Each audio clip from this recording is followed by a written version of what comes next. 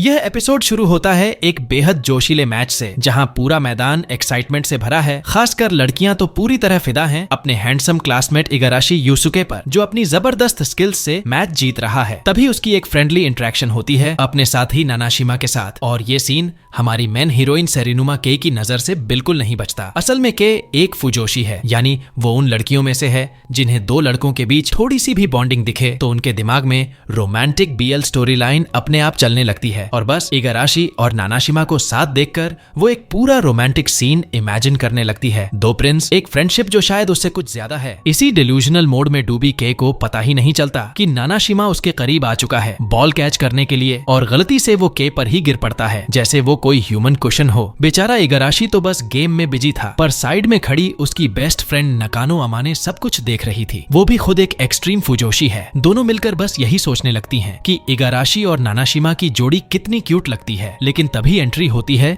Shinomiya हायातो की, जो के को उठाने आता है क्योंकि किसी और को स्ट्रेचर चाहिए था। वो थोड़ा रुका है, पर के को कोई फर्क नहीं पड़ता, बल्कि वो और उसकी दोस्त एकने फिर उसी पर क्रश खाने लगती हैं। कितना हैंडसम है ये भी। क्लास में लौटते वक्त के मिलती है असुमा मुत्सुमी से, जो हिस्ट्री क्लब का लीडर है और के का सीनियर भी। वो के की चोट की चिंता करता है, लेकिन तभी अंदर आता है परेशान इगाराशी, जो नानाशिमा को मजबूर करता है के से माफी मांगने के लिए। नानाशिमा तो पहले मना करता है, लेकिन फिर मजाक में कह देता है कि के सॉफ्ट बॉडी की वजह से उसे कुछ हुआ नहीं, और पूरी क्लास हंसने लगती है। लेकिन के को इन बातों से कोई फर्क नहीं पड़ता। उसका ध्यान तो सिर्फ इगाराशी और नानाशिमा की बॉन्डिंग पर है। क्लास खत्म होते ही वो और उसकी बेस्ट फ्रेंड घर की ओर भागती हैं। दोनों एक्साइटेड हैं क्योंकि आज रात उनकी फेवरेट याओई एनिमे सीरीज का नया एपिसोड आने वाला है। लेकिन एपिसोड खत्म होते ही के पूरी तरह टूट जाती है क्योंकि उसका फेवरेट कैरेक्टर, जो नानाशिमा जैसा दिखता था, मर जाता है। वो इतना ज्यादा रोती है, इतना जोर से चिल्लाती है कि पूरा घर जाग जाता है। अगले दिन से के एक गहरी डिप्रेशन में चली जाती है। पूरा हफ्ता स्कूल नहीं जाती, कुछ खाती नहीं, नहाती नहीं, कुछ नहीं। उसकी माँ परेशान होकर उसके बड़े भाई ताकुरो को बुलाती है, जो आखिरकार दरवाजा तोड़कर कमरे में घुसता है। के खुद को चादर में लपेटे छुपी हुई होती है, लेकिन जब वो जबरदस्ती उसे उठाते हैं तो आखिरकार के मान जाती है। लेकिन जब वो नहाने जाती है और शीशे में खुद को देखती है तो पूरी तरह शॉक्ड रह जाती है। उसे लगता है जैसे सामने कोई एनिमे पोस्टर लगा हो, लेकिन नहीं, दैट्स एक्चुअली हर। उसकी सारी बॉडी ट्रांसफॉर्म हो चुकी है। वो अब बेहद खूबसूरत लग रही है। घर वाले भी दंग रह जाते हैं। अगले दिन जब वो स्कूल जाती है तो सबकी नजरें उसी पर टिक जाती हैं। क्या ये वही सेरिनुमा के है? उसके कपड़े अब बड़े पड़ गए हैं, इसलिए उसने यूनिफॉर्म एडजस्ट करके पहना है, और जैसे ही वो क्लास में एंट्री करती है, हर कोई हैरान रह जाता है। यहाँ तक कि उसकी बेस्ट फ्रेंड भी उसे पहचानने में वक्त लगाती है, और के वो बस एक ही चीज सोच रही है, अब इगाराशी और नानाशिमा की स्टोरी लाइन आगे कहाँ जाएगी। लगभग रोते हुए के स्कूल की ओर भाग रही थी, अब भी अपनी फेवरेट सीरीज के उस दर्दनाक एपिसोड के सदमे में, जहाँ उसका पसंदीदा कैरेक्टर मर गया था। उसने उस दिन इतना रोया था कि गुस्से में अपना फोन तक तोड़ दिया था, इसलिए किसी से संपर्क भी नहीं कर सकी। जब वो आखिरकार स्कूल पहुंची तो उसकी बेस्ट फ्रेंड अमने ने पहले तो उसे पहचाना ही नहीं, पर जैसे ही के ने कुछ कहा, उसकी आवाज सुनकर वो समझ गई कि ये सच में वही है। क्लास के सारे बच्चे हैरान रह गए। सब उससे पूछने लगे कि आखिर उसने इतना ज्यादा वजन सिर्फ एक हफ्ते में कैसे घटा लिया। पूरा क्लासरूम लिटरली डिसबिलीफ में था उसके इस ड्रास्टिक ट्रांसफॉर्मेशन को देखकर। तभी इगाराशी ने उसे भीड़ से अलग किया ताकि उसे थोड़ा आराम मिल सके, लेकिन तभी वो खुद उसकी खूबसूरती देखकर स्टन्ड रह गया। वहीं नानाशिमा भी कुछ पल के लिए बिल्कुल खो गया, जैसे किसी ट्रांस में हो। फिर अचानक रिएक्ट करते हुए के पास आया, पर तारीफ करने के बजाय उसने चिढ़ाते हुए कहा कि पहले तो तू चलती फिरती मोटू बॉल थी। के की आंखों में आंसू आ गए और वो क्लास से भाग निकली। लेकिन असल में वो नानाशिमा की बात से दुखी नहीं थी, बल्कि इसलिए कि उसका चेहरा उसे याद दिला रहा था उसी कैरेक्टर की, जो उसकी फेवरेट सीरीज में मर गया था। भागते भागते वो गलियारे में शिनोमिया से टकरा गई, जो पहले तो हमेशा की तरह रूखा बर्ताव करता है, लेकिन जब उसकी नजर के पर पड़ती है और वो पहचान नहीं पाता कि ये वही है, तो उसका लहजा अचानक नरम पड़ जाता है। के गिरकर अपने घुटनों को चोट लगा बैठती है और शिनोमिया सरप्राइजिंगली उसकी मदद करता है, उसे उठाकर इन्फर्मरी ले जाता है। के हैरान थी क्योंकि उसने कभी नहीं सोचा था कि इतना कोल्ड लड़का इतना केयरिंग भी हो सकता है। इन्फर्मरी में पहले से मौजूद था मत्सुमी, जिसका हाथ एक बिल्ली ने खरोंच दिया था। वही पहला इंसान था जिसने के को उसके बदले हुए लुक के बावजूद तुरंत पहचान लिया। उसने सबके सामने उसे नाम लेकर पुकारा, और तभी शिनोमिया को एहसास होता है कि ये खूबसूरत लड़की असल में वही के है। के चेहरे पर राहत झलकती है। वो सोचती थी कि अब वो पूरी तरह बदल गई है, पर मुत्सुमी मुस्कुराकर कहता है कि तुम तो अब भी वैसी ही प्यारी और दयालु हो जैसी पहले थी। लेकिन के का सामान्य जीवन यहीं खत्म हो जाता है, क्योंकि अब तो नानाशिमा, शिनोमिया, इगाराशी और मुत्सुमी चारों ही उसके आसपास मंडराने लगते हैं। सब एक साथ उसे डेट पर जाने के लिए पूछते हैं, और के थोड़ा हिचकिचाते हुए हाँ कह देती है। फिर वो वो अपनी बेस्ट फ्रेंड अमाने के पास जाती है कपड़े और सलाह लेने के लिए। अमाने पूरी सिचुएशन देखकर कहती है कि ये तो बिल्कुल ऑटोमे गेम जैसा लग रहा है, और के बस शर्माते हुए मुस्कुरा देती है क्योंकि वो तो अब तक सिर्फ 2D दुनिया में जीती आई थी। उसे असली 3D लड़कों से डील करना ही नहीं आता। अब सबका ध्यान के पर है और वो इससे काफी असहज महसूस करती है। अमाने, जो खुद अपने बॉयफ्रेंड से अपना ओटाकू साइड छुपाती है, उसे भी सलाह देती है कि अपना ओटाकूपन थोड़ा छुपा कर रख वरना सब डर जाएंगे। के फिर अपने चारों डेट्स के साथ मूवी देखने जाती है। मूवी में उसे कोई दिलचस्पी नहीं थी, वो तो बस ये देख रही थी कि चारों लड़के कैसे इंटरैक्ट कर रहे हैं ताकि अपने दिमाग में उन्हें पैर अप कर सके। तभी इगाराशी उसे सबसे अलग खींचकर फोटो बूथ में ले जाता है, लेकिन तभी नानाशिमा टपक पड़ता है और चिढ़ाते हुए कहता है कि मुझे पता है तू क्या सोच रहा है भाई। और के का फूजोशी ब्रेन फुल ऑन एक्टिवेट हो जाता है। वो कोशिश करती है कि डेट नॉर्मल रहे और उसका ओताकू साइड सामने ना आए, लेकिन जब उसे नजदीक की दुकान में अपनी फेवरेट सीरीज का लिमिटेड एडिशन मर्चेंडाइज दिखता है तो वो खुद को रोक नहीं पाती, भागकर वहां चली जाती है और पूरी तरह एक्सपोज हो जाती है। अब उसे शर्म आती है कि शायद अब ये लड़के उससे दूरी बना लेंगे, पर तभी मुत्सुमी मुस्कुराकर कहता है, ऐसा होना तो अच्छा है, तुम्हारी आंखों में जब अपने शौक की बात होती है तब सबसे ज्यादा चमक होती है। बाकी तीनों भी मान जाते हैं और वादा करते हैं कि अगली बार वो जहाँ चाहेगी वहीं घूमेंगे। के खुश होकर उन्हें थैंक यू गिफ्ट देती है, अपने फेवरेट कैरेक्टर का एक एक की चेन। सब हंसते हुए ले लेते हैं और जब इगाराशी उसी की चेन को अपने बैग पर लगाता है तो नानाशिमा हैरान रह जाता है क्योंकि उसे तो ऐसे एनिमे स्टफ बिल्कुल पसंद नहीं। फिर दोनों साथ निकलते हैं स्पोर्ट्स ग्राउंड की ओर, जहां के अपने पुराने कॉन्फिडेंस के साथ शानदार परफॉर्म कर रही होती है। खेलों में तो के पहले से ही अच्छी थी, यहाँ तक कि वजन घटाने से पहले भी वो काफी एक्टिव रहती थी। एक दिन कुछ लड़कियां उससे मदद मांगती हैं कि वो उनके फुटबॉल टीम की एक सदस्य की जगह खेले क्योंकि उनकी एक फ्रेंड की टांग में चोट लग गई थी। के तुरंत हाँ कर देती है क्योंकि उसे लगता है कि उसे फुटबॉल के बारे में बहुत कुछ पता है। आखिर उसने इतने सारे स्पोर्ट्स एनिमे देखे हैं, लेकिन असलियत में मैदान पर उतरते ही उसे एहसास होता है कि खेलना टीवी पर देखने से बहुत अलग है। वो इगाराशी से मदद मांगती है, लेकिन उसे याद आता है कि उसकी अपनी प्रैक्टिस है, तो वो सुझाता है कि नानाशिमा उसे ट्रेन करे, मगर नानाशिमा साफ मना कर देता है, मुझे ऐसे कामों का टाइम नहीं। लेकिन के हार नहीं मानती और खुद ही प्रैक्टिस शुरू कर देती है। स्ट्रेचिंग और वार्म अप उसके लिए बहुत मुश्किल साबित होते हैं क्योंकि उसकी बॉडी अब भी उस लेवल की स्ट्रेंथ की आदी नहीं थी। जब इगाराशी उसे मेहनत करते देखता है तो मजाक में कह देता है कि तू तो बिल्कुल नए जन्मे हिरण जैसी कांप रही है। के फिर भी हिम्मत नहीं छोड़ती, भले ही उसकी प्रैक्टिस में कोई खास प्रगति न दिखे। उसी वक्त नानाशिमा सुन लेता है कि बाकी लड़कियां के बारे में कह रही हैं कि वो तो टीम के काम की नहीं। उसे गुस्सा आता है और वो उसकी तरफ से बोल पड़ता है। उसी दिन नानाशिमा नोटिस करता है कि के शॉट्स में एक अजीब सी कर्व मोशन है, बॉल हमेशा मुड़कर गोल की ओर जाती है। तब उसे एहसास होता है कि के में कुछ तो खास है और वो खुद उसके साथ प्रैक्टिस करने का फैसला करता है। मैच का दिन आता है। टीम की बाकी लड़कियां अब भी के को कम आंक रही थीं, लेकिन जैसे ही उसे मौका मिलता है वो अपनी उस अनोखी कर्व शॉट स्किल से गोल कर देती है। सब हैरान रह जाते हैं और नानाशिमा पहली बार के को रियल रिस्पेक्ट से देखने लगता है। उसे अब समझ आता है कि के भले ही अजीब हो, लेकिन बहुत मेहनती और दिलचस्प इंसान है। कुछ ही समय बाद गर्मियों की छुट्टियां नजदीक आती हैं और के पहले से ही सोच रही होती है कि वेकेशन प्लान्स क्या होंगे, लेकिन तभी टीचर ऐलान करता है कि अगर वो अगला एग्जाम फेल कर गई तो उसे 2 हफ्ते की छुट्टी स्कूल में ही रिमेडियल क्लासेस में बितानी पड़ेंगी। मुत्सुमी तुरंत उसकी मदद की पेशकश करता है और बाकी तीनों लड़के भी स्टडी हेल्प के बहाने उसके साथ पढ़ाई करने की ठान लेते हैं। असल में क्योंकि कोई भी चाहता नहीं कि के और मुत्सुमी अकेले रहे। सब लोग लाइब्रेरी में पढ़ने जाते हैं, लेकिन शिनोमिया और नानाशिमा की छोटी सी बहस इतनी बढ़ जाती है कि उन्हें वहां से निकाल दिया जाता है। फिर वे पास के कैफे में जाते हैं, लेकिन वहां भी माहौल सही नहीं बनता। आखिरकार इगाराशी सुझाव देता है कि सब कै के घर चलकर पढ़ते हैं। के थोड़ा घबराती है पर मना नहीं कर पाती। वो भागकर अपना कमरा साफ करने लगती है क्योंकि वहां हर तरफ याओई मंगस और उसके फेवरेट एनिमे कैरेक्टर्स का सामान बिखरा पड़ा था।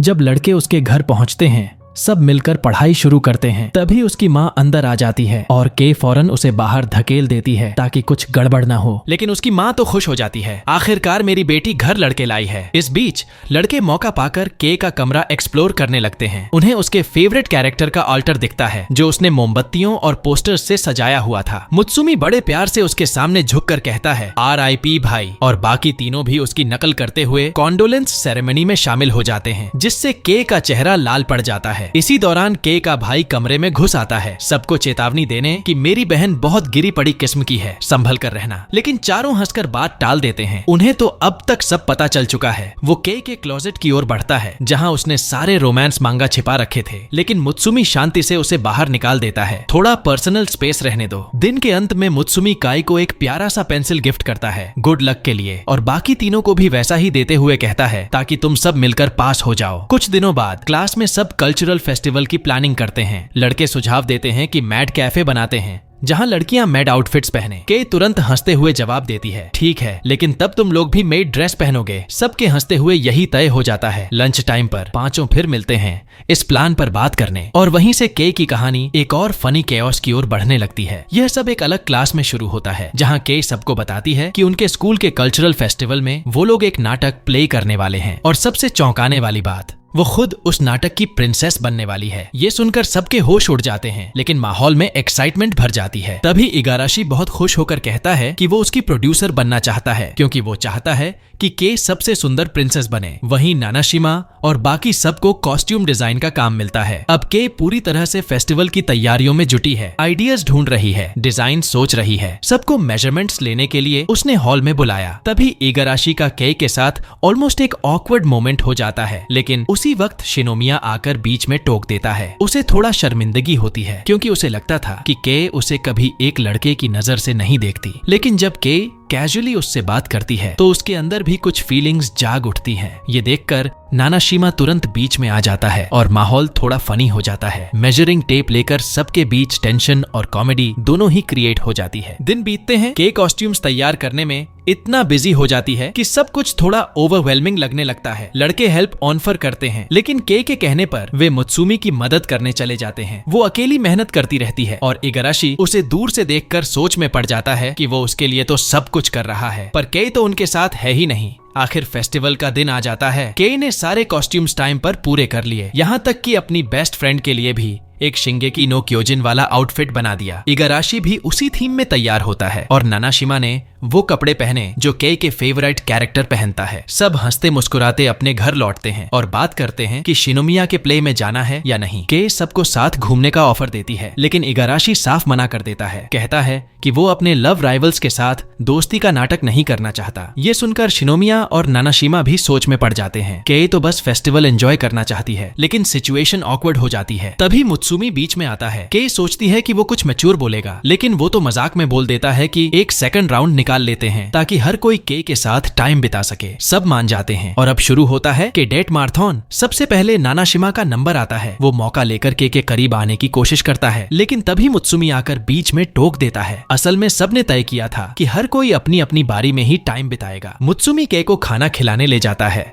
और दोनों का मोमेंट बहुत प्यारा होता है, इतना कि के का दिल जोर जोर से धड़कने लगता है। लेकिन तभी फिर इगाराशी एंट्री लेता है और उसे लेकर चला जाता है शिनोमिया के थिएटर परफॉर्मेंस में। वहाँ थोड़ा रोमांटिक माहौल बनता है। इगाराशी को के साथ कुछ प्राइवेट पल मिल जाते हैं। नाटक खत्म होते ही अगली बारी शिनोमिया की होती है। वो के को एक हॉन्टेड हाउस ले जाता है ताकि उसे साबित कर सके कि वो डरता नहीं, मैं भी मर्द हूँ। लेकिन होता उल्टा, सबसे ज्यादा वही डर जाता है, इतना कि एक बार तो डर के मारे शिनोमिया के पर ही गिर जाता है और सीधा उसके सीने पर। दोनों के गाल लाल हो जाते हैं और शर्म के मारे के वहाँ से भाग जाती है। वो अपनी बेस्ट फ्रेंड से मिलती है और पूरा दिन बताती है कि क्या क्या हुआ। के हमेशा से दूसरों की लव स्टोरीज देखने की आदी थी, पर अब जब वो खुद सेंटर ऑफ अटेंशन बन गई है तो उसे समझ नहीं आ रहा कि क्या करे। पहले सबके साथ रहना उसे अच्छा लगता था, लेकिन अब सब उसके लिए लड़ रहे हैं और वो खुद इमोशनली कंफ्यूज्ड है। वो सबसे दूर जाने की सोचती है, लेकिन तभी कुछ लड़के उसे घेर लेते हैं। वो खुद को बचाने की कोशिश करती है, लेकिन आखिर में उसे भागना पड़ता है। तभी बाकी लड़के आकर उसे बचा लेते हैं। फिर के सबको रोककर साफ साफ बताती है कि वो इस सब से कैसे महसूस कर रही है। कोई उसे दीवार से टिका देता है, कोई हाथ पकड़ता है, कोई मुंह में खाना खिलाता है। ये सब जेस्चर्स उसके लिए बहुत ज्यादा हैं। वो नहीं जानती कि कैसे रिएक्ट करे। सब लड़के अंदर ही अंदर सोच में पड़ जाते हैं कि अब उन्हें ज्यादा सावधान रहना होगा, सिवाय मुत्सुमी के, जो अब भी सबसे चिल रहता है। जो होना है हो जाएगा। लड़के आखिरकार समझ जाते हैं कि उन्होंने के साथ बहुत जल्दबाजी कर दी थी। इसलिए सब तय करते हैं कि अब वो पहले की तरह नॉर्मल फ्रेंड्स की तरह ही रहेंगे और साथ वक्त बिताएंगे। एक दिन जब सब कैफेटेरिया में बैठे होते हैं तो बात निकलती है कि क्रिसमस ईव पर क्या किया जाए। हर कोई अलग अलग प्लान्स बताता है, कोई मूवी देखने का कहता है, कोई डिनर का। लेकिन के पहले से ही डिसाइड कर चुकी होती है कि उस दिन वो कॉमिकेट, एक बड़ा एनिमे मांगा कन्वेंशन जाने वाली है, क्योंकि वो उसी दिन आयोजित होता है। ये सुनकर लड़के सोचते हैं अगर के वहाँ जा रही है तो वे भी उसी के साथ जाकर दिन सेलिब्रेट करेंगे, ताकि फेस्टिवल प्लस क्रिसमस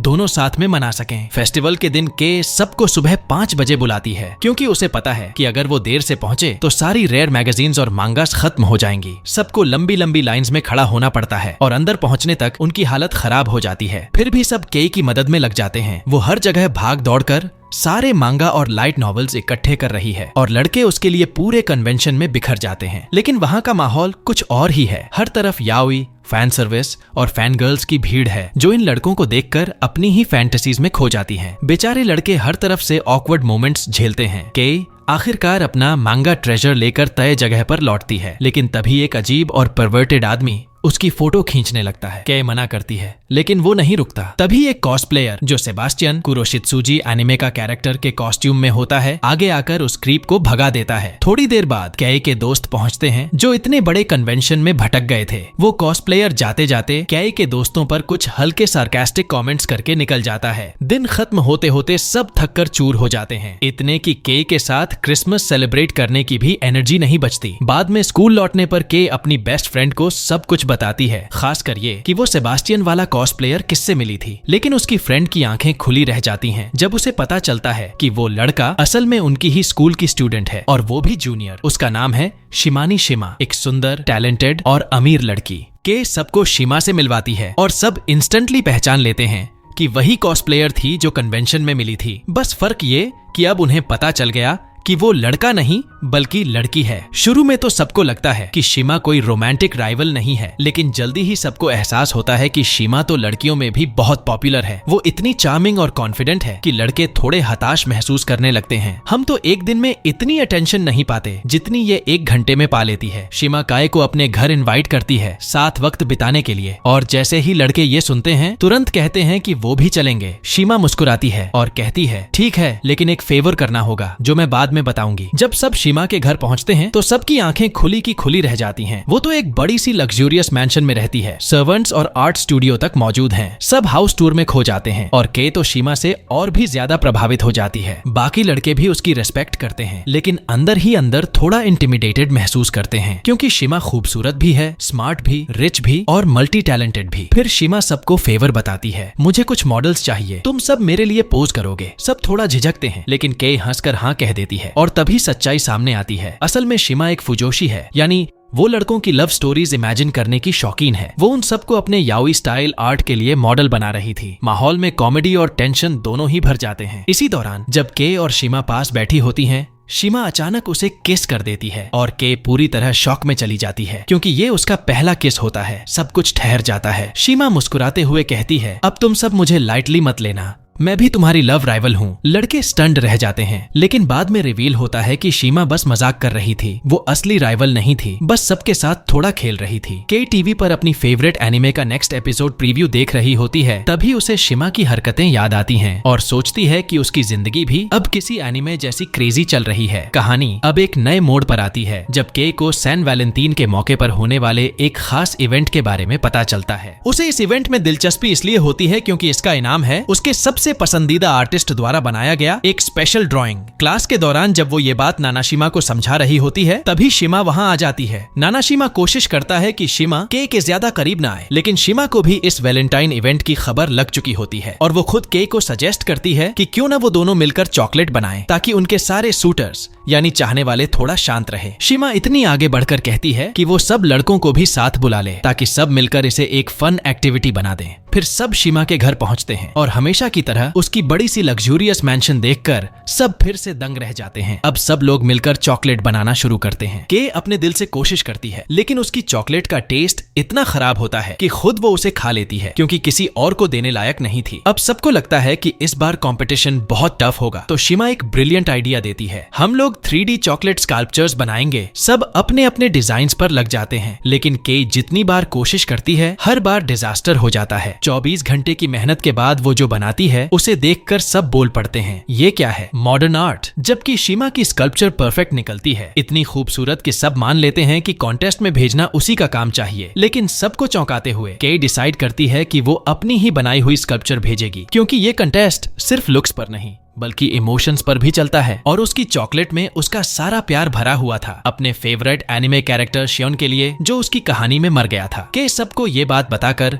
हर एक लड़के को भी एक एक चॉकलेट देती है। इस दौरान इगाराशी को शिमा की कही हुई बात याद आती है कि शायद उनका अट्रैक्शन के फिजिकल लुक्स पर ज्यादा था, लेकिन अब उसे एहसास होता है कि वो सच में उसे जानने लगा है। और अब उसे खुद पर शक होने लगता है कि क्या उसका प्यार सिर्फ उसकी सुंदरता के लिए था या उसकी पर्सनैलिटी के लिए। उसी वक्त ट्विस्ट आता है, बचा हुआ सारा चॉकलेट के खुद खा लेती है ताकि कुछ वेस्ट न हो, और नतीजा वो वापस अपने पुराने रूप में लौट आती है, यानी फिर से मोटी के। सब शॉक में पड़ जाते हैं। नानाशिमा तो बेहोश ही हो जाता है और शिनोमिया की भी हालत कुछ ऐसी ही होती है। दोनों को सीधा इन्फर्मरी ले जाया जाता है। नानाशिमा अब ठान लेता है कि वो के को फिर से स्लिम बनाएगा, क्योंकि उसे उसकी पर्सनैलिटी बहुत पसंद है, लेकिन गोर्डिटा वर्जन नहीं। उसका ये फिटनेस प्लान शिनोमिया भी सपोर्ट करता है। लेकिन इसी बीच शिमा को काय का क्यूट और चबी रूप बहुत प्यारा लगता है, इसलिए वो उसके लिए ढेर सारा खाना लाती रहती है। तभी खबर आती है कि के ने वो कॉन्टेस्ट जीत लिया है। सब हैरान रह जाते हैं, क्योंकि उसने जो वियर्ड सी चॉकलेट स्कल्पचर भेजी थी वही जीत गई। ये साबित करता है कि दिल की भावनाएं हमेशा बाहरी रूप से ज्यादा मायने रखती हैं। अब के को इनवाइट किया जाता है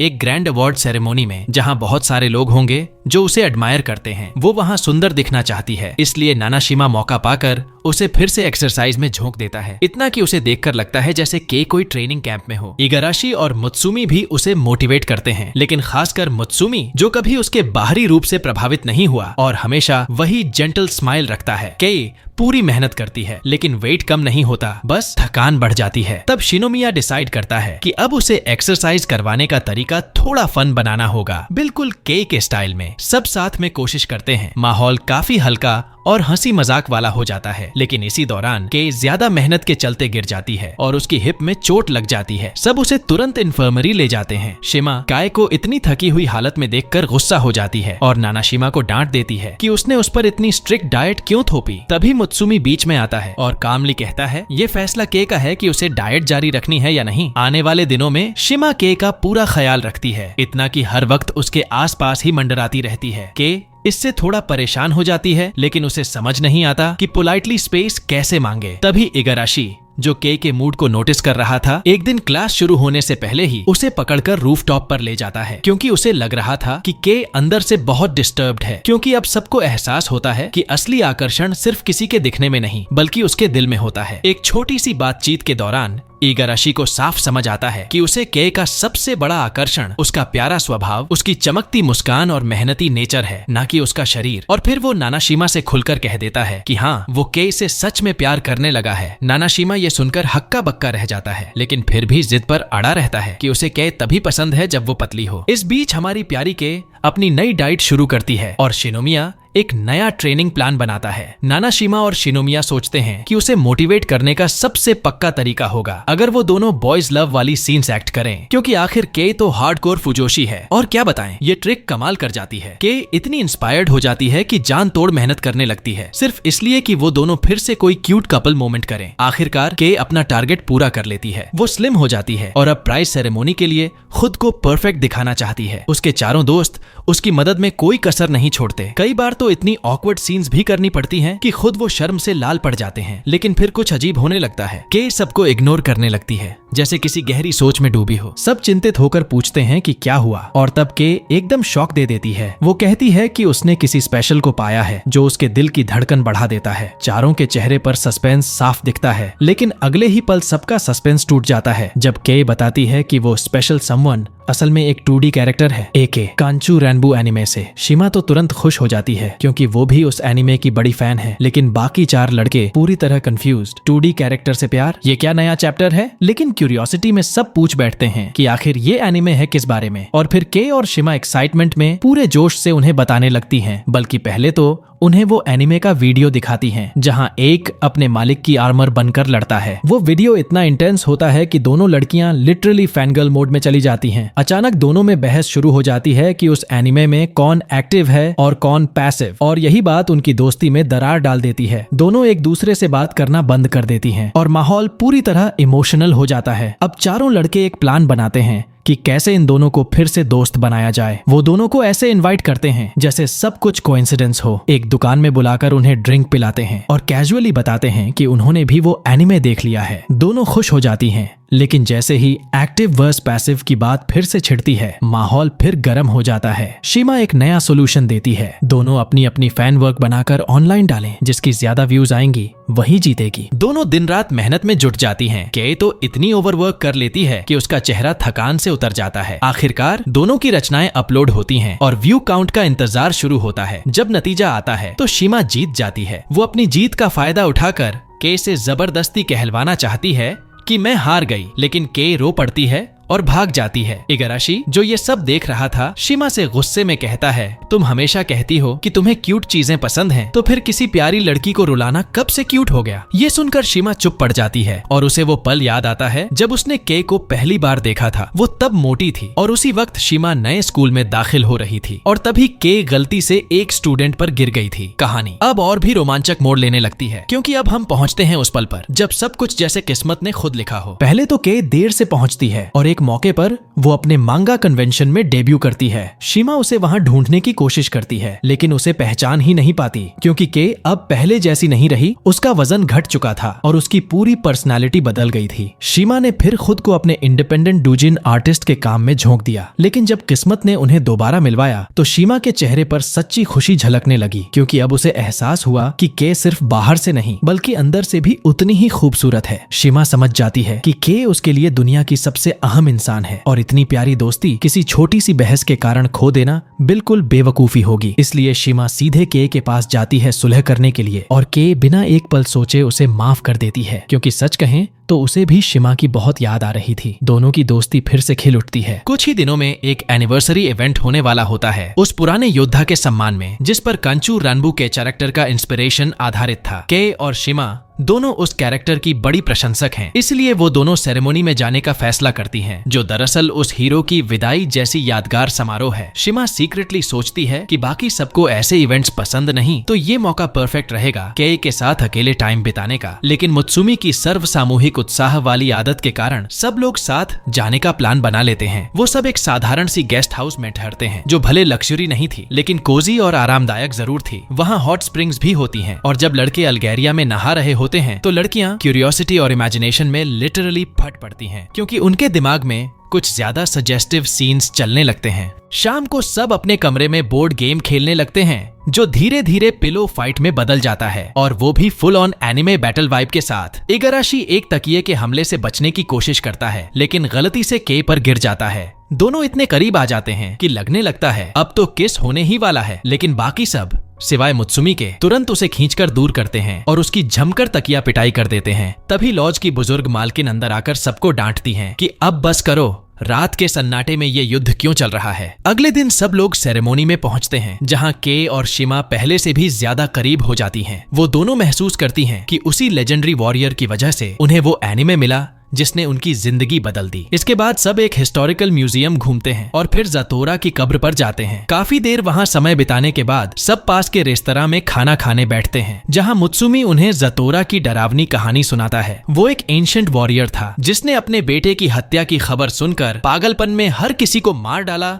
जो उसके सामने आया। अंत में जब उसका सिर काटा गया तो कहते हैं वो सिर हंसते हंसते एक पास के द्वीप तक लुढ़क गया, और अब तक कहा जाता है कि वो सिर वहीं मौजूद है। अब के और शिमा जैसी डाई हार्ड फैंस के लिए ये किसी सीक्रेट प्लेस से कम नहीं, चाहे कोई गांव वाला उन्हें चेतावनी ही क्यों न दे कि वो जगह शापित है। लेकिन फैंडम के जोश के आगे डर टिकता कहाँ है। सब छोटे छोटे नावों में बैठकर उस रहस्यमयी द्वीप की ओर निकल पड़ते हैं। जोड़ी तय करने के लिए स्टोन पेपर सीजर का खेल होता है, और नतीजा ये निकलता है कि इगाराशी और के एक ही नाव में साथ पड़ते हैं। सफर के दौरान इगाराशी इगाराशी पिछले रात वाले इंसिडेंट के लिए माफी मांगता है और दोनों के बीच एक प्यारा शांत पल बनता है। लेकिन तभी मौसम एकदम बदल जाता है। शांत समंदर में अचानक एक भयंकर व्हर्लपूल उठता है जो सबकी नावों को खींचकर बीच में ले जाता है। नावें पलट जाती हैं, सब पानी में गिर जाते हैं। कुछ देर बाद जब सब होश में आते हैं तो खुद को एक अजनबी द्वीप के किनारे पाते हैं। लहरों ने उन्हें वहीं फेंक दिया था। इगाराशी, शिमा और शिनोमिया साथ हैं। लेकिन तभी शिनोमिया को नानाशिमा बेहोश पड़ा मिलता है और जब वो चेक करता है तो पता चलता है वो सांस नहीं ले रहा। नानाशिमा को बचाने के लिए इगाराशी को उसे माउथ टू माउथ रेस्पिरेशन देना पड़ता है। और सोचो क्या, शिमा उस मौके को एक गोल्डन अपॉर्चुनिटी समझकर कई फोटोज ले लेती है। दूसरी तरफ मुत्सुमी जब बेहोश केई को देखता है तो घबराकर सोचता है कि शायद उसे भी माउथ टू माउथ देना पड़ेगा। लेकिन जैसे ही वो झुकता है कि अचानक पानी उगलकर होश में आ जाती है। हालांकि अब भी वो बहुत कमजोर है। सब एक दूसरे को ढूंढने की कोशिश करते हैं, लेकिन चाहे कितनी भी आवाज लगाएं, कोई किसी तक पहुंच नहीं पाता। तभी केई को तेज बुखार हो जाता है और मुत्सुमी मजबूर होकर उसे एक पुराना सा शेड ढूंढकर वहां ले जाता है। वो केई के गीले कपड़े उतारकर उसे एक कंबल में लपेट देता है, बिना किसी गलत इरादे के, सिर्फ इसलिए ताकि उसकी तबीयत न बिगड़े। वो उसे पोंछकर सूखा कपड़ा पहनाता है और पूरा वक्त आंखें बंद रखता है ताकि कोई गलतफहमी न हो। जब कपड़े सूख जाते हैं, केई को गर्म कपड़े पहनाकर वो उसके पास बैठा रहता है ताकि उसकी हालत संभल जाए। दूसरी ओर बाकी ग्रुप को एक बूढ़ा आदमी मिलता है जो उन्हें उसी तरह के एक और शेड में ले जाता है। सब ठीक लग रहा था, लेकिन अचानक उस आदमी का चेहरा पूरी तरह बदल जाता है, डरावना और शैतानी रूप ले लेता है। तभी नीली आग की गोलियां हवा में तैरने लगती हैं और सब डरकर भागने लगते हैं। भागते भागते वो एक पुरानी कब्र तक पहुंचते हैं जहां उन्हें हाकी सियोरा की आत्मा दिखाई देती है। बाकी भूतों के साथ अब सब अपने एमुलेट्स निकालते हैं जो उन्होंने मंदिर से खरीदे थे और आत्माओं से टकराते हैं। लेकिन तभी हमारी प्यारी केई सामने आती है और अपने दिल की सच्चाई से हाकी सियोरा को समझाती है कि आज के समय में लोग उसे एक हीरो के रूप में याद करते हैं, किसी बदले की भावना वाले राक्षस की तरह नहीं। उसकी बात सुनकर आत्मा का गुस्सा शांत हो जाता है और वो एक मुस्कान के साथ गायब हो जाता है। इसके बाद सब भागते हुए उस भुतहे द्वीप से निकल जाते हैं और किसी तरह वापस उसी रेस्टोरेंट पहुंचते हैं जहां वो पहले खा चुके थे। वहां शेफ हंसते हुए बताता है कि उसने उन्हें खाने में कुछ जहरीले मशरूम दे दिए थे जिनसे भयंकर हेलुसिनेशंस होती हैं, यानी वो सब भूत, आग की गोलियां और द्वीप का डर सब उनके दिमाग की उपज थी। अब सब फिर से अपने पुराने कैफे में बैठते हैं जैसे हर दिन करते हैं, लेकिन नानाशिमा महसूस करता है कि अब कुछ बदल गया है। बाकी सब केई के करीब आ चुके हैं, लेकिन वो खुद पीछे छूट रहा है। अपनी छोटी बहन की देखभाल करते हुए उसे एहसास होता है कि वो अब सिर्फ दोस्ती नहीं चाहता बल्कि वाकई केई को पसंद करने लगा है। जब वो अपनी बहन के साथ उसके पसंदीदा मैजिकल गर्ल शो देख रहा होता है तो खुद से वादा करता है कि वो अब सच में केई को इम्प्रेस करेगा। अगले दिन शिमा पहले पहुंचकर केई को बाहर चलने का निमंत्रण देती है, लेकिन केई मना कर देती है क्योंकि वो अपने ऑफ डेज में काम कर रही है। उसे आने वाली एनिमे कन्वेंशंस के लिए पैसे चाहिए और पिछले इवेंट्स में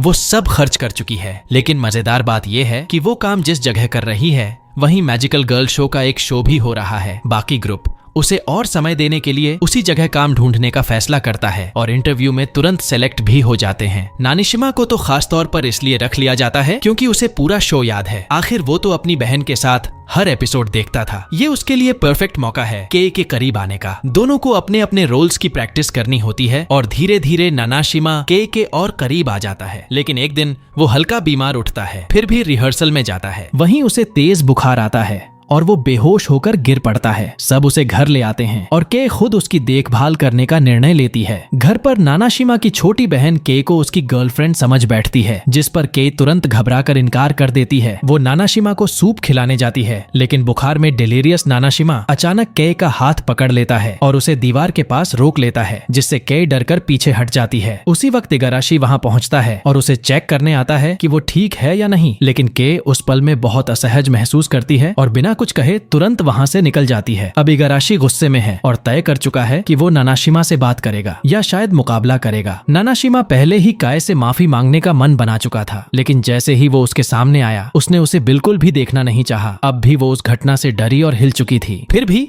नानाशिमा हार नहीं मानता और उसके घर के खिड़की से पुकारने लगता है, इतनी जोर से कि पूरे मोहल्ले का ध्यान उसकी तरफ चला जाता है। तभी काय का बड़ा भाई तकुरो बाहर आता है और उस पर नमक फेंककर उसे भगाने की कोशिश करता है, जैसे किसी भूत को भगा रहा हो। अगले दिन काय आखिरकार रिहर्सल में वापस आती है क्योंकि मैजिकल गर्ल शो का दिन करीब था। उस दिन किरारी और काय का भाई भी शो देखने आए थे, लेकिन कुछ अजीबोगरीब और ओवर एक्साइटेड फैंस लड़कियों को परेशान करने लगते हैं। तभी नानाशिमा सामने आता है और काय के साथ मिलकर उन सबको मजा छका देता है। उसी वक्त वो काय से वादा करता है कि अब कभी उसे चोट नहीं पहुंचाएगा। शो धमाकेदार हिट होता है और नानाशिमा को आखिरी वक्त पर एक डांसर की जगह परफॉर्म करना पड़ता है क्योंकि उसे पूरी कोरियोग्राफी याद थी। उसकी बहन उसे स्टेज पर देखकर झूम उठती है और काय भी उस पर फिर से भरोसा करने लगती है, समझती है कि उसका वादा सच्चा है। फिर आते हैं गर्मी की छुट्टियां और पूरा ग्रुप शिमा के बीच वाले घर में छुट्टियां मनाने पहुंचता है। शिमा का घर शानदार था, लेकिन नानाशिमा को एक बात परेशान कर रही थी। सबको एक ही कमरे में सोना था और कै का कमरा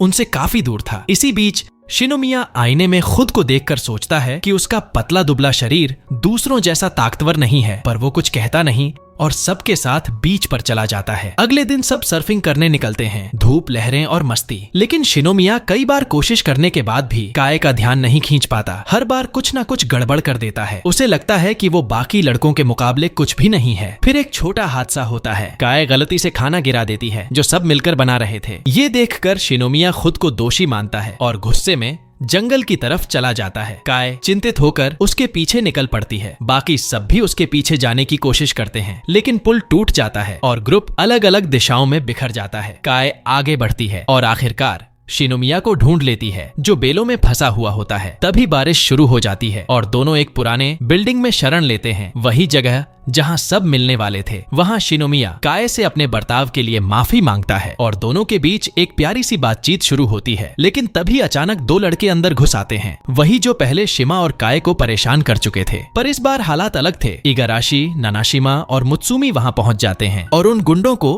अच्छी खासी सबक सिखाते हैं। सब घर लौट आते हैं और शिनोमिया फिर से सबके सामने झुककर माफी मांगता है। वो कहता है कि भले ही वो दूसरों जैसा ताकतवर नहीं है, लेकिन वो काय की रक्षा करने और उसका साथ देने के लिए अपनी पूरी ताकत लगा देगा। इसी बीच मुत्सुमी को अपने क्लब में एक पुराना नक्शा मिलता है जिसमें एक हिडन ट्रेजर की जगह चिन्हित होती है। वो सबको मनाता है चलने के लिए। हालांकि बाकी लोग ज्यादा इसलिए साथ आते हैं क्योंकि उन्हें शक होता है कि मुत्सुमी का इरादा काय के साथ कुछ एक्स्ट्रा टाइम बिताने का है। लेकिन शिमा महसूस करती है कि मुत्सुमी ही अकेला है जो अब भी काय को उसी इज्जत और अपनापन से ट्रीट करता है जैसे पहले करता था, और शायद यही उसे बाकियों से अलग बनाता है। शिनोमिया को तो सच में काय के लिए कुछ महसूस होता है, लेकिन बाकी सबको देखकर लगता है जैसे वो बस उसे एक दोस्त की तरह देखती है। खैर, पूरा ग्रुप उस जगह पहुंचता है जहां ट्रेजर होने की बात थी, एक अंधेरी गुफा। लड़के सबसे पहले अंदर जाते हैं और रास्ते में इगाराशी मुत्सुमी से सीधे पूछ लेता है, क्या तू काय को पसंद करता है? लेकिन जवाब देने से पहले ही काय और शिमा वहां पहुंच जाती हैं, तो सब साथ में आगे बढ़ते हैं। चलते चलते मुत्सुमी उस सवाल के बारे में सोचने लगता है। उसने कभी खुद से ये नहीं पूछा था। उसके लिए काय हमेशा एक प्यारी सच्ची लड़की थी जिसके साथ वक्त बिताना अच्छा लगता था, बस इतना ही। लेकिन तभी गुफा में उनका सन्नाटा टूट जाता है। सैकड़ों चमगादड़ अचानक उन पर झपट पड़ते हैं। सब जान बचाकर भागते हैं और इस अफरा तफरी में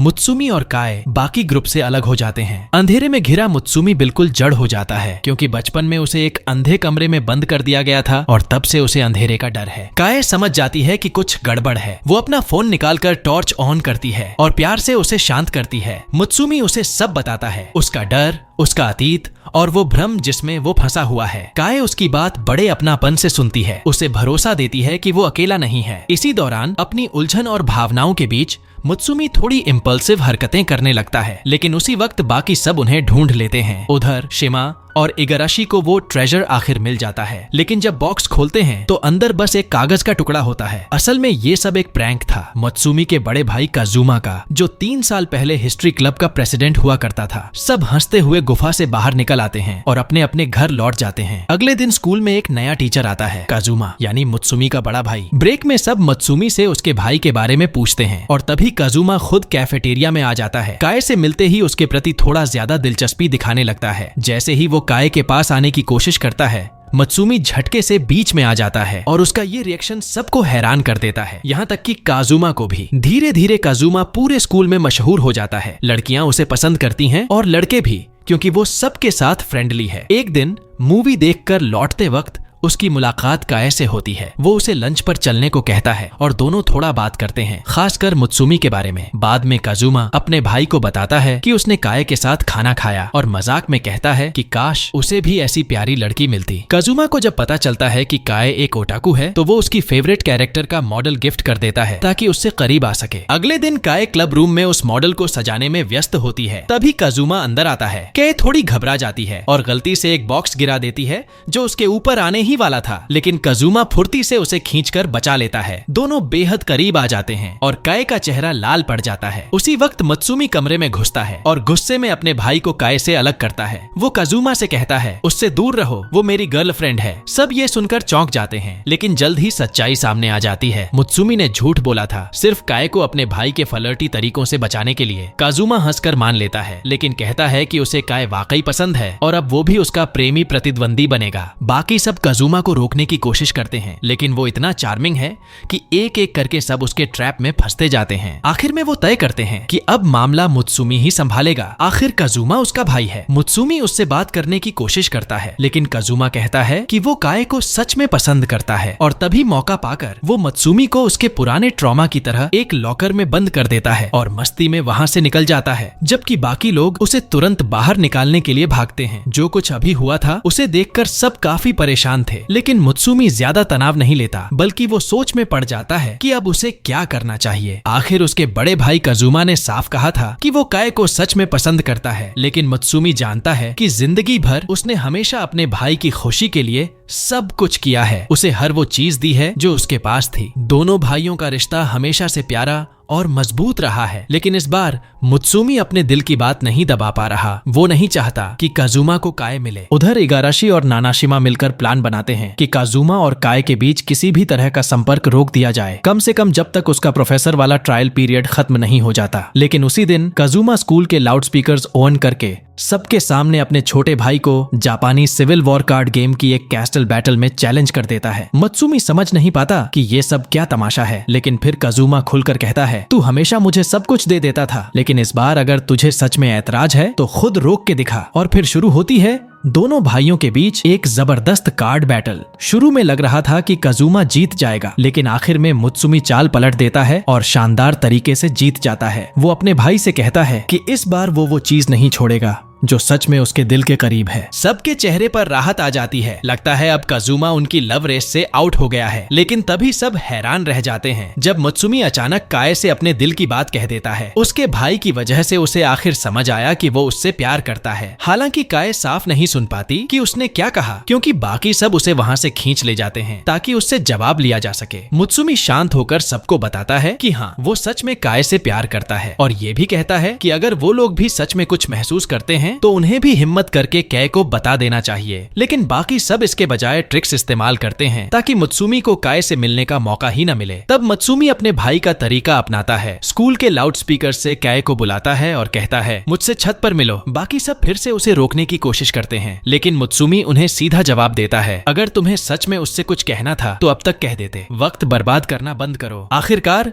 सब छत पर इकट्ठे होते हैं। काए वहां पहुंचती है और बिना किसी झिझक के सब लड़के एक एक करके उसे अपने प्यार का इजहार करते हैं। वो सब कहते हैं कि वो जवाब की जल्दी नहीं चाहते, बस चाहते हैं कि काए को पता हो कि उनके दिल में क्या है। इस सब से काए काफी उलझ जाती है। वो अपनी सबसे अच्छी दोस्त के पास जाती है और सब कुछ बताती है कि कैसे चारों लड़के अब उससे प्यार करते हैं, लेकिन उसने तो उन्हें कभी रोमांटिक वे में देखा ही नहीं था। उसकी दोस्त मुस्कुराकर कहती है, ये तो बिल्कुल किसी ऑटोम गेम जैसा लग रहा है, तो क्यों न हर रूट ट्राई कर। काए को आइडिया पसंद आता है। वो सबको फिर से बुलाती है और कहती है, अगले हफ्ते मैं हर किसी के साथ अलग अलग डेट पर जाऊंगी, फिर बताऊंगी मेरा दिल किसके लिए धड़कता है। अगले हफ्ते वो हर एक के साथ वक्त बिताती है, हर डेट अलग, हर एहसास अलग। वो नोटिस करती है कि हर एक में कुछ न कुछ खास है। इगाराशी की केयरिंग नेचर, नानाशिमा का मजाकिया अंदाज, शिमा की गहराई और मुत्सुमी का सुकून देने वाला स्वभाव। उसे लगता है शायद उसे सब पसंद है, लेकिन सच्चा प्यार कौन है ये समझ नहीं पाती जब तक कि उसे एहसास नहीं होता। वो सबको फिर से बुलाती है। सब सांस थामे खड़े हैं। काए मुस्कुराकर कहती है, मुझे आप सब बहुत प्यारे लगते हो, लेकिन मेरा दिल जिस पर आया है वो है शियोन द मिराज स्टार। सबके चेहरे पर सन्नाटा छा जाता है और काए वहाँ से भाग जाती है। बाकी सब उसे जाते हुए बस देखते रह जाते हैं, पूरी तरह शॉक्ड और स्पीचलेस। और यहीं खत्म होती है ये क्रेजी लेकिन दिल छू लेने वाली कहानी। अगर आपको ये रिकैप पसंद आया हो